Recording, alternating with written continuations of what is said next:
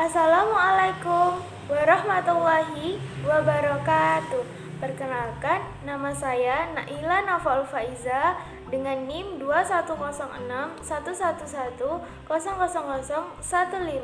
mahasiswa Fakultas Ilmu Pendidikan Universitas Trunojoyo Madura. Di sini saya akan menjelaskan sedikit tentang pendidikan asli Indonesia guna memenuhi ujian tengah semester mata kuliah Ilmu Pendidikan yang diampu oleh Bapak Sudi Pratikno. Sistem pendidikan asli Indonesia meliputi pesantren, padepokan, dan padukuhan. Pendidikan merupakan kebutuhan manusia. Pendidikan selalu mengalami perubahan dan perkembangan di segala bidang kehidupan. Menurut Mulyasa tahun 2006, dalam rangka mencerdaskan kehidupan bangsa, maka peningkatan mutu untuk pendidikan merupakan suatu hal yang sangat penting bagi pembangunan berkelanjutan di segala aspek kehidupan manusia. Sistem pendidikan nasional senantiasa harus dikembangkan sesuai dengan kebutuhan. Yang pertama kita akan bahas adalah pesantren. Nah, menurut Manfred Simek menyebutkan bahwa asal etimologi dari pesantren adalah kata santri dengan awalan pe dan akhiran an yang berarti tempat tinggal santri. Dengan nada yang sama, menurut Sugarda Purbakatiwa menjelaskan bahwa pesantren asal katanya adalah santri, yaitu seseorang yang belajar agama Islam. Sehingga dengan demikian pesantren mempunyai arti tempat orang berkumpul untuk belajar agama Islam. Nah, dalam pesantren sendiri terdapat santri yang mendapatkan pelajaran dari pemimpin pesantren atau biasa disebut kiai, dan oleh para guru atau biasa disebut ustadz. Nah, pelajaran tersebut mencakup berbagai hal tentang pengetahuan Islam. Nah, di dalam pesantren itu terdapat unsur-unsur pokok. Yang pertama, kiai yang mendidik dan mengajar. Yang kedua, santri yang belajar. Yang ketiga, masjid tempat mengaji. Dan yang keempat adalah pondok. Kurikulum dalam pesantren itu dibagi menjadi dua. Yang pertama, tipe pondok pesantren salaf biasanya merupakan pendidikan non-formal yang bersifat tradisional. Kurikulum pembelajaran di dalam pesantren salaf ini hanya berkaitan dengan agama Islam dan menjadikan kitab-kitab klasik seperti kitab kuning sebagai referensi. Mata bidang studinya dikategorikan menjadi tiga. Yang pertama, kitab dasar, yang kedua, kitab menengah, dan yang ketiga, kitab besar. Kemudian yang selanjutnya adalah tipe pondok pesantren modern. Sebagai bentuk respon terhadap modernitas, beberapa pihak penyelenggara pondok pesantren melakukan upaya desain ulang terhadap kurikuler dan kurikulum pembelajaran. Kurikulum KMI pondok modern merupakan modifikasi dari sintens dari beberapa kurikulum, yaitu kurikulum Departemen Agama Nasional, kurikulum Departemen Agama, dan kurikulum intern pesantren. Untuk pelajaran umumnya itu seperti matematika, fisika, kimia, biologi, sejarah, ekonomi, dan sebagainya, yang pastinya menggunakan kurikulum Depdiknas. Pendidikan asli Indonesia yang kedua yang akan kita bahas adalah padepokan.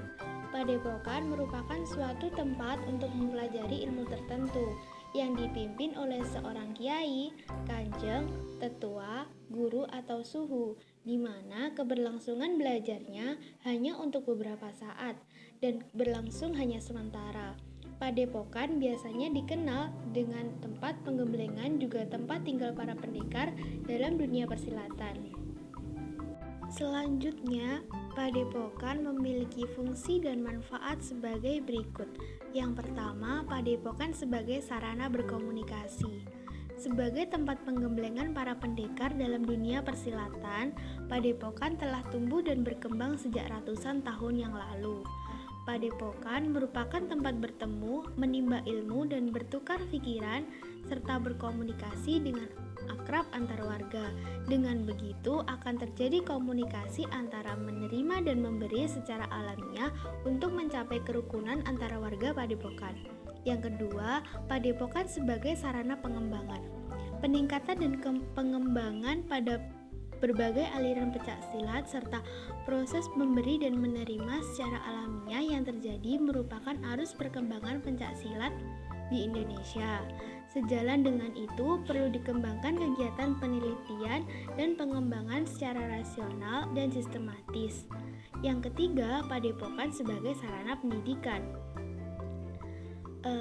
Komunikasi yang dilakukan dalam padepokan secara intensif merupakan sarana pendidikan, baik bagi kalangan pencaksilat dalam dan luar negeri maupun masyarakat luas. Pendidikan ini dapat mengutamakan segi seni yang menjurus pada tari dan koreografi, segi bela diri sebagai salah satu jenis olahraga yang dipertandingkan. Seni bela diri ini juga dititik beratkan pada kejiwaan maupun keseluruhan secara lengkap dan utuh. Fungsi lain dari padepokan adalah sebagai wadah pembinaan dan pengembangan kebudayaan yang berkembang di masyarakat, khususnya budaya Jawa. Nah, konsep aliran Islam kejawen yang berbekas pada jiwa seseorang merupakan perilaku tertentu yang khas dan akan timbul dengan dahsyat, sehingga seseorang mampu melakukan sesuatu yang melampaui kemampuan batasan manusia. Perilaku ini biasanya disebut dengan tirakat. Tirakat juga dapat diartikan sebagai penabungan energi untuk mendapatkan suatu ilmu. Macam-macam ilmu aliran Islam kejawen ada ilmu kanuragan, ilmu kawibawaan, ilmu terawang dan ngrogong sukmo, ilmu kodam, ilmu kesehatan, dan ilmu atraksi. Pendidikan asli Indonesia yang terakhir kita akan bahas adalah padukuhan. Menurut Kamus Besar Bahasa Indonesia, padukuhan berasal dari kata dukuh yang berarti perkampungan kecil atau biasa disebut dusun. Padukuhan merupakan bagian dari desa, sementara padukuhan dengan imbuhan awal P dan imbuhan akhir an merupakan beberapa kelompok rumah yang berbentuk perkampungan. Sedikit sejarah tentang padukuhan. Pada zaman Kerajaan Majapahit, kegiatan masyarakat tidak lepas dari bidang kesenian. Terbukti dari beberapa karya seni yang diabadikan di Museum Majapahit. Salah satu karya seni pada saat Kerajaan Majapahit adalah seni ukir yang menjadi hiasan dinding, tiang, pintu kerajaan, bahkan juga menjadi hiasan pada tungku masak di dapur. Masyarakat Majapahit juga membentuk tempat hunian yang nyaman dari keahlian seni ukir dengan berbahan daun yang telah disusun rapi sebagai atap dan kayu sebagai dindingnya. Hunian ini digunakan untuk tempat berkumpul masyarakat yang membahas suatu masalah sosial sebagai tempat belajar dan tempat perdalam agama.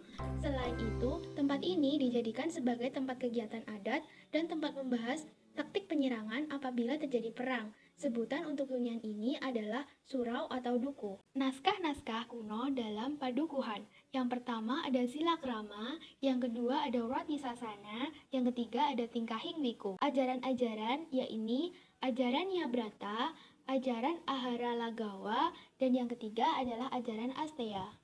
Mungkin itu tadi sedikit materi yang dapat saya sampaikan. Apabila ada kurang lebihnya, saya mohon maaf sebesar-besarnya. Terima kasih sudah menyaksikan video saya hingga akhir. Wassalamualaikum warahmatullahi wabarakatuh.